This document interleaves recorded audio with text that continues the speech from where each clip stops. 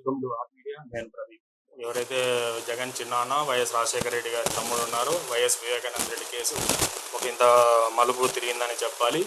ఎందుకంటే 2018లో ఎప్పుడైతే మా టీడీపీ ప్రభుత్వం ఉందో 2018 ఎలక్షన్ల టైంలో 2019 ఎలక్షన్ కన్నా ముందు ఆయన హత్య గావించబడ్డారు. అప్పుడు జగన్ సిబిఐ ఎంక్వైరీ డిమాండ్ చేశారు. టీడీపీ దానికి సహకరించలేదు. సిట్టు విచారణ మాత్రమే జరిపింది. జగన్ వచ్చిన తర్వాత దాన్ని సిబిఐకి అప్పగించారు. దాని తర్వాత జరిగిన పరిణామాల్లో అందరినీ విచారణ జరుపుతూనే ఉన్నారు. 2024 ఎలక్షన్లు కడప జిల్లాలో మాత్రం ఈ వైఎస్ వివేకానంద రెడ్డి హత్య కేసు చుట్టూనే తిరిగాయి. అటు వైఎస్ షర్మిల కానీ, వైఎస్ వివేకానంద రెడ్డి కూతురు వైఎస్ సునీత కానీ, అల్లూరు నర్రెడ్డి రాజశేఖర రెడ్డి కానీ మొత్తం ఈ వైఎస్ వివేకానంద రెడ్డి హత్య చుట్టూనే తిరిగారు. షర్మిల ఏమో తన సొంత టార్గెట్ చేసుకొని వైఎస్ అవినాష్ రెడ్డి ఎవరైతే కడప ఎంపీగా పోటీ చేశారో అప్పుడు ఎన్నికల్లో ఇద్దరు, ఇటు వైసీపీ తరఫున వైఎస్ అవినాష్ రెడ్డి, కాంగ్రెస్ తరఫున షర్మిల ఇద్దరు పోటీగా నిలిచారు.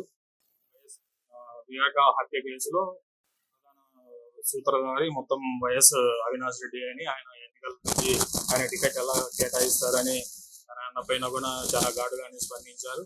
ఎన్నికలు అయిపోయిన అనంతరం ఇప్పుడు ఆ ఊసే లేదు.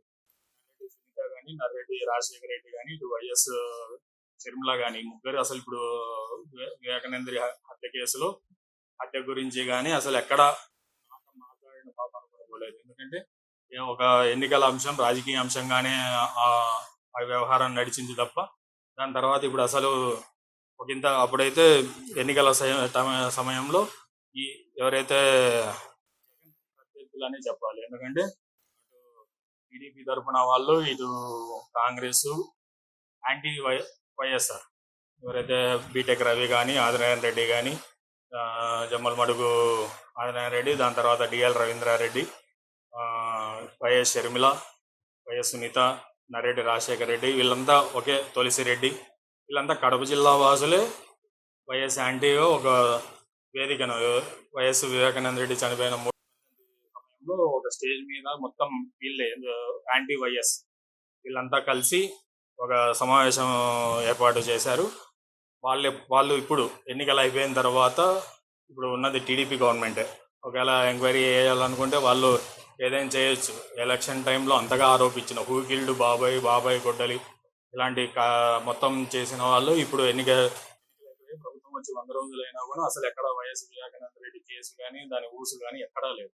అప్పుడు మాట్లాడిన వైఎస్ షర్మిల కానీ, వైఎస్ సునీత కానీ, నర్రెడ్డి రాజశేఖర రెడ్డి కానీ, బీటెక్ రవి కానీ, ఆదినారాయణ రెడ్డి కానీ ఇప్పుడు ఎవ్వరు ఒక్కరు కూడా నోరు మెదపలేదు. ఇది ఒక ఎన్నికల ప్రచారాంశంగానే మిగిలింది. దీంట్లో ఎవరు ముద్దాయిలు అనేది తెలియదు. ఒక సైడ్ దస్తగిరి నేనే చంపాను అని ఆయన చెప్తున్నా ఆయన బెయిల్ పైన దర్జాగా బయట తిరుగుతున్నాడు. ఆయన గురించి ఎవరు మాట్లాడరు. దాని తర్వాత ఆరోపణలు చేస్తున్నారు ఎవరిపైన, రెడ్డి పైన, జగన్మోహన్ రెడ్డి పైన ఆరోపణలు చేస్తున్నారు కానీ ఆధారాలు మాత్రం లేవు. ఆధారాలతో నేను చంపానని దస్తగిరి మాత్రం సహకరిస్తారు. ప్లస్ ఆయన ప్రొటెక్షన్ కల్పించడానికి వీళ్ళే హైకోర్టులో కానీ, సుప్రీంకోర్టులో కానీ పిల్స్ వేస్తారు. ఇవన్నీ జరుగుతుంది. ఇది ఒక రాజకీయ అంశంగానే చూస్తున్నాడు తప్ప సొంత మనిషికి న్యాయం జరగాలనేది ఎక్కడ కనిపించలేదనేది కడప జిల్లాలో తీవ్ర విమర్శలకు చోటు చేసుకుంటుంది. అటు వైఎస్ అభిమానులు కానీ, వివేక అభిమానులు కానీ, జగన్ అభిమానులు కానీ ఇది రాజకీయ అంశంగానే షర్మిల చూశారు తప్ప, ఎందుకంటే దీన్ని అడ్డు పెట్టుకొని ఆమె ఏదో ఫలితం పొందాలని చూశారు. కానీ కడప జిల్లా వాసులు అయితే ఆమెని తిరస్కరించారనే చెప్పాలి. అటు వైఎస్ అవినాష్ రెడ్డినే 2024 కడప ఎంపీగా గెలిపించారు. ఈమెకి అక్కడ డిపాజిట్ కూడా గల్లంతయ్యే పరిస్థితి.